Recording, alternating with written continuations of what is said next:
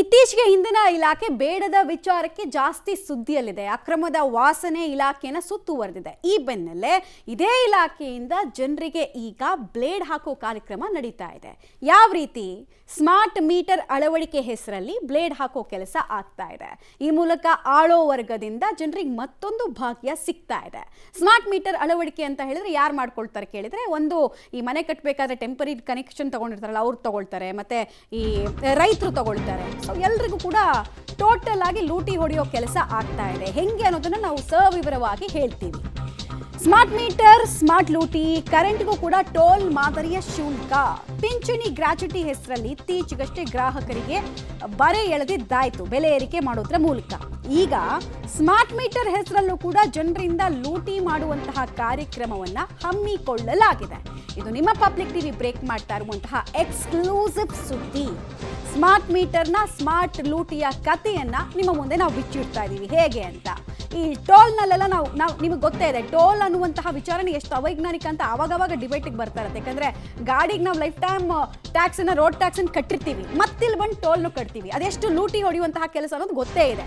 ಹೆಬ್ಬಾವಿನ ರೀತಿ ಜನರನ್ನು ನುಂಗ್ ಹಾಕುವಂತಹ ಕೆಲಸ ಅಂತ. ಸೇಮ್ ರೀತಿಯಾದಂತಹ ರೂಲ್ಸು ಸ್ಮಾರ್ಟ್ ಮೀಟರ್ ಅಳವಡಿಕೆಯಲ್ಲೂ ಕೂಡ ಉಪಯೋಗಿಸ್ಕೊಳ್ತಾ ಇದ್ದಾರೆ. ಸೊ ಏನು, ಯಾವ ಥರ ಅನ್ಯಾಯ ಆಗ್ತಾ ಇದೆ, ಜನರಿಂದ ಹೆಂಗೆ ಲೂಟಿ ಆಗ್ತಾ ಇದೆ, ಲೂಟಿ ಹೊಡಿತಾ ಇದ್ದಾರೆ. ಸರ್ಕಾರ 5 ಗ್ಯಾರಂಟಿ ಯೋಜನೆಗಳನ್ನ ಕೊಟ್ಬಿಟ್ಟು ಉಳಿದಿದ್ದ ಎಲ್ಲ ಕಡೆಯಿಂದನೂ ಸಾಧ್ಯವಾದಷ್ಟು ಜನರ ರಕ್ತವನ್ನು ಹೀರ್ತಾ ಇದ್ದಾರೆ ಅಂತಕ್ಕಂಥದ್ದು ಪ್ರತಿ ಇಲಾಖೆಯಲ್ಲೂ ಗೊತ್ತಾಗ್ತಾ ಇದೆ. ನೀವು ಯಾವುದೇ ಇಲಾಖೆ ತಗೊಳ್ಳಿ, ಜನರ ಹತ್ರ ದುಪ್ಪಟ್ಟು ವಸೂಲಿ ಮಾಡೋದೇ ಇವರ ಮುಖ್ಯ ಅಜೆಂಡಾ ಆಗ್ಬಿಟ್ಟಿದೆ. ಗ್ಯಾರಂಟಿ ಯೋಜನೆಗಳಿಗೆ ದುಡ್ಡಿಲ್ಲ ಅಂದ್ಬಿಟ್ಟು ಬೇರೆ ಕಡೆಯಿಂದ ಜನರು ಸುಲಿಗೆ ಮಾಡ್ತಾ ಇರೋದು. 2,000 ಕೊಡೋದು, 4,000 ಕಿತ್ಕೊಳ್ಳೋದು. ಹಾಗಾದರೆ ಯಾವ ಥರ ದೋಖ ಆಗ್ತಾ ಇದೆ? ಮೊದಲೆಲ್ಲ ಪ್ಲೇಟ್ ಮೀಟರ್ ಅಂತ ಇರ್ತಾ ಇತ್ತು, ಅದನ್ನು ತೆಗೆದು ಈಗ ಡಿಜಿಟಲ್ ಮೀಟರ್ ತಂದರು.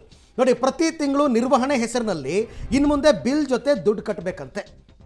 ಏನು, ನಿಗದಿತ ಶುಲ್ಕದ ಜೊತೆಗೆ ಸ್ಮಾರ್ಟ್ ಮೀಟರ್ ಮೇಂಟೆನೆನ್ಸ್ಗೂ ಕಾಸು. ಬಟ್ ಅದು ಕರೆಕ್ಟಾಗಿ ಕೆಲಸ ಮಾಡ್ತಿಲ್ಲ ಅಂತ ನಿನ್ನೆ ಒಂದು ಸುದ್ದಿ ಕೊಟ್ಟಿದ್ವಿ ನಾವು.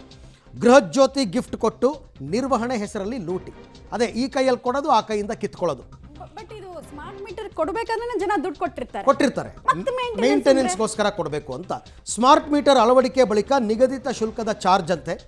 ಜೊತೆಗೆ ಪ್ರತಿ ತಿಂಗಳು ಗ್ರಾಹಕ 75 ರೂಪಾಯಿಂದ 118 ರೂಪಾಯಿ ತನಕ ಕಟ್ಟಬೇಕು. ಸ್ಮಾರ್ಟ್ ಮೀಟರ್ ನಿರ್ವಹಣೆ ಮಾಡೋರಿಗೆ ಪ್ರತಿ ತಿಂಗಳು ಕಟ್ಟಬೇಕು ದುಡ್ಡು. ಫಿಕ್ಸೆಡ್ ಚಾರ್ಜ್ ಪ್ರತ್ಯೇಕ, ಅದೊಂದು ಫಿಕ್ಸೆಡ್ ದುಡ್ಡು ಹಾಕಿ ಕಟ್ಟಿಸ್ಕೊಂಡಿರ್ತಾರಲ್ಲ ಮೀಟರ್ ಅಳವಡಿಕೆ ಮಾಡಬೇಕಾದ್ರೆ, ಅದು ಬೇರೆ. ಅದ್ರ ಜೊತೆಗೆ ನಿರ್ವಹಣೆ ಹೆಸರಿನಲ್ಲಿಯೂ ಕಾಸಂತೆ. ಮಾಡಿ ಜನಗಳಿಗೇನು ಗೊತ್ತಾ, ಗೃಹಜ್ಯೋತಿ ಕೊಟ್ಬಿಟ್ಟು 250 ಯೂನಿಟ್ ತನಕ ನೀವು ಫ್ರೀ ಕೊಟ್ಟ ಮೇಲೆ ಜನ ಬಿಲ್ ನೋಡೋದೇ ಬಿಟ್ಬಿಟ್ಟಿದ್ದಾರೆ. ಪಾಪ ಅವನು ಮೀಟರ್ ರೀಡರ್ ಬಂದು ಬಿಲ್ ಹಾಕ್ಬಿಟ್ಟು ಹೊಟ್ಟೋಗ್ತಾನೆ, ಅದು ನೋಡಲ್ಲ ಅದರಲ್ಲಿ ಎಷ್ಟು ಹಿಡನ್ ಚಾರ್ಜಸ್ಗಳಿದೆ ಅಂತ ನಿಮಗೆ ಗೊತ್ತೇ ಇಲ್ಲ ಇನ್ನೂ. ಈ ಬಗ್ಗೆ ಮತ್ತಷ್ಟು ಮಾಹಿತಿ ನನ್ನ ಕೊಲೀಗ್ ಪ್ರಕಾಶ್ ಅವರಿಂದ ಪಡೆಯೋಣ. ಪ್ರಕಾಶ್, ಈಗ ಡಿಜಿಟಲ್ ಮೀಟರ್ ಅಳವಡಿಕೆ ಸಂದರ್ಭದಲ್ಲೇ ಅದಕ್ಕೆ ಬೇಕಾದ ಡೆಪಾಸಿಟನ್ನು ಕಟ್ಟಿಸ್ಕೊಂಡಿರ್ತಾರೆ, ಅರ್ಥಾತ್ ಆ ಮೀಟರ್ ದುಡ್ಡನ್ನು ಕಟ್ಟಿಸ್ಕೊಂಡಿರ್ತಾರೆ ಅಂತ ಅಂದ್ಕೊಳ್ಳೋಣ. ಆಮೇಲೇನು ಪ್ರತಿ ತಿಂಗಳು ನಿರ್ವಹಣೆ ಶುಲ್ಕ ಅಂತ. ಯಾರು ಇದಕ್ಕೆ ಪರ್ಮಿಷನ್ ಕೊಟ್ಟಿದ್ದು? ಜನರಿಗೆ ಇದರಿಂದ ಯಾವ ರೀತಿ ತೊಂದರೆ ಆಗ್ತಾ ಇದೆ? ಇದು ಜನರಿಗೆ ಅರಿವಿಗೆ ಬರ್ತಾ ಇದೆಯಾ ಇಲ್ವಾ ಅಂತ. ಬಹುಶಃ ಸ್ಮಾರ್ಟ್ ಮೀಟರ್ ವಿಚಾರದಲ್ಲಿ ಈಗ ಜನರನ್ನ ಒಂದು ರೀತಿಯಲ್ಲಿ ಸುಲಿಗೆ ಮಾಡೋದಕ್ಕೆ ಈಗ ಇಲಾಖೆ ಅಧಿಕಾರಿಗಳು ಮುಂದಾಗಿದ್ದಾರೆ. ಆದರೆ ಜನರಿಗೆ ಹೇಗೆ ಲೂಟಿ ಹೊಡಿತಾ ಇದ್ದಾರೆ, ನಮ್ಮಿಂದ ಹೇಗೆ ಈ ಹಣವನ್ನು ವಸೂಲಿ ಮಾಡಲಾಗುತ್ತೆ ಅನ್ನುವಂಥದ್ದು ಯಾವುದು ಕೂಡ ಮಾಹಿತಿ ಇಲ್ಲ. ಮುಖ್ಯವಾಗಿ ಸ್ಮಾರ್ಟ್ ಮೀಟರ್ ದೇಶಾದ್ಯಂತ ಅದರ ಬಳಕೆ ಏನಿದೆ ಅದು ಕಡ್ಡಾಯ. ಆದರೆ ಇದು ಕೇವಲ ಒಂದೇ ಒಂದು ಕಂಪನಿಗೆ ಗುತ್ತಿಗೆಯನ್ನು ಕೊಟ್ಟು ಅದರಲ್ಲಿ ಕೂಡ ದೊಡ್ಡ ಮಟ್ಟದಲ್ಲಿ ಅವ್ಯವಹಾರ ಆಗಿದೆ ಅನ್ನುವಂತಹ ಭ್ರಷ್ಟಾಚಾರ, ಜೊತೆಗೆ ಆರೋಪಗಳು. ಇದು ನೇರವಾಗಿ ಗ್ರಾಹಕರಿಗೆ ಇದು ಬಳಕೆ ಮಾಡೋದಕ್ಕೆ ಆಯಾ ಮನೆಗಳಿಗೆ ಅಳವಡಿಕೆ ಮಾಡಿದ ಮೇಲೆ ಪ್ರತಿ ಒಂದು ತಿಂಗಳಿಗೂ ಕೂಡ ಸರಾಸರಿ ವೆಚ್ಚ ಎಷ್ಟು ಬರುತ್ತೆ ಅದಕ್ಕೆ ಆ್ಯಡ್ ಆನ್ ಆಗ್ತಾ ಹೋಗುತ್ತೆ.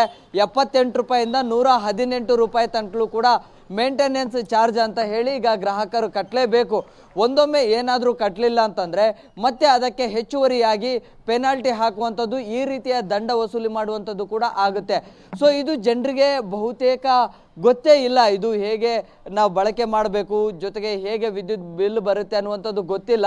ಆದರೆ ಸ್ಮಾರ್ಟ್ ಮೀಟರ್ ಹೆಸರಿನಲ್ಲಿ ಈಗ ವಸೂಲಿ ಮಾಡೋದಕ್ಕೆ ಅಧಿಕಾರಿಗಳು ಕೂಡ ಮುಂದಾಗಿದ್ದಾರೆ.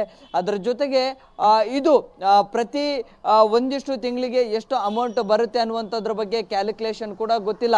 ಬೇರೆ ಬೇರೆ ರಾಜ್ಯಗಳಲ್ಲಿ ಕಡಿಮೆ ಪ್ರಮಾಣದಲ್ಲಿ ಈ ನಿಗದಿತ ಶುಲ್ಕ ಇದೆ. ಆದರೆ ನಮ್ಮ ರಾಜ್ಯದಲ್ಲಿ ಇದು 2 ಪಟ್ಟು 3 ಪಟ್ಟು ಹೆಚ್ಚಾಗಿದೆ. ಬೇರೆ ಬೇರೆ ರಾಜ್ಯಗಳಲ್ಲಿ 3ರಿಂದ 4 ಸಾವಿರ ಮಾತ್ರ ಇದೆ. 3 ಫೇಸು ಸಿಂಗಲ್ ಫೇಸ್ ಅಂತೇಳಿ ಇದನ್ನು ಕ್ಯಾಲ್ಕುಲೇಟ್ ಮಾಡ್ತಾರೆ.